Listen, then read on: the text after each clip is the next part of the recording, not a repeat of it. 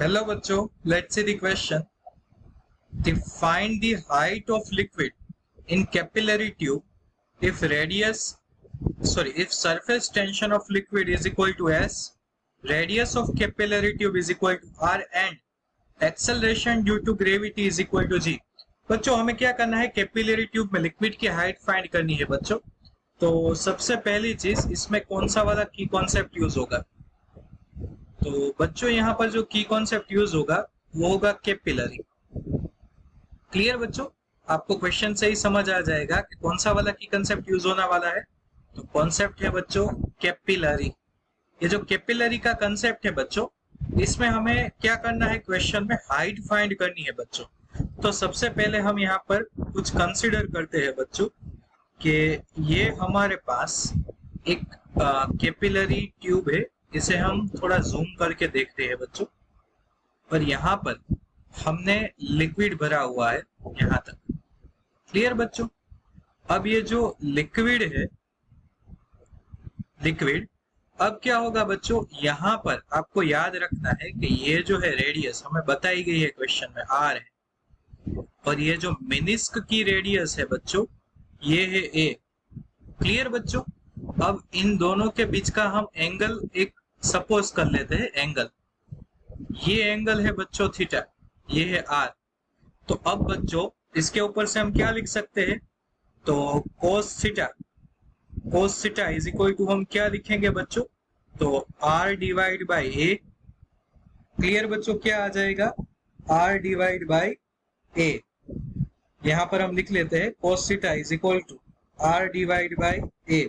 अब बच्चों क्या होगा, हम यहां से a को ऑब्जेक्ट बनाएंगे, then a is equal to R divide by cos theta. ये है बच्चों रिजल्ट नंबर 1। अब आपको पता है बच्चों कि जो प्रेशर डिफरेंस होता है, प्रेशर डिफरेंस और एक्सेस प्रेशर जो भी आप बोलो, P minus P O is equal to हम क्या लिखते हैं, 2s divide by radius of meniscus a. So pi minus po is equal to 2s by a. Putting value of a from the equation 1, then pi minus po is equal to 2s. a की जगह पर क्या आ जाएगा बच्चों, r divide by cos theta, then cos theta numerator में आ जाएगा। ये है बच्चों रिजल्ट नंबर 2। क्लियर बच्चों।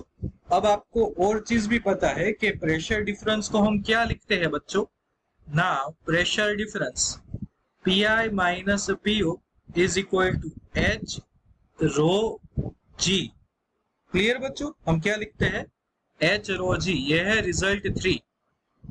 तो यहां पर हम लिख सकते हैं फ्रॉम द रिजल्ट 2 एंड 3, इन दोनों रिजल्ट का आप यूज करोगे तो क्या आ जाएगा बच्चों, तो h rho g is equal to result 1 क्या है, 2 cos theta divide by r, 2 cos theta divide by r। अब h को ऑब्जेक्ट बनाइए, then h is equal to 2s cos theta divide by r rho g।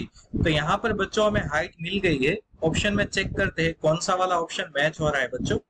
तो option A देखिए आप, 2s cos theta divide by r rho g, ये match हो रहा है हमारे आंसर से। So बच्चों our key concept will lead us to the correct answer and correct answer is option A. So I hope बच्चों you all understood it well. Best of luck.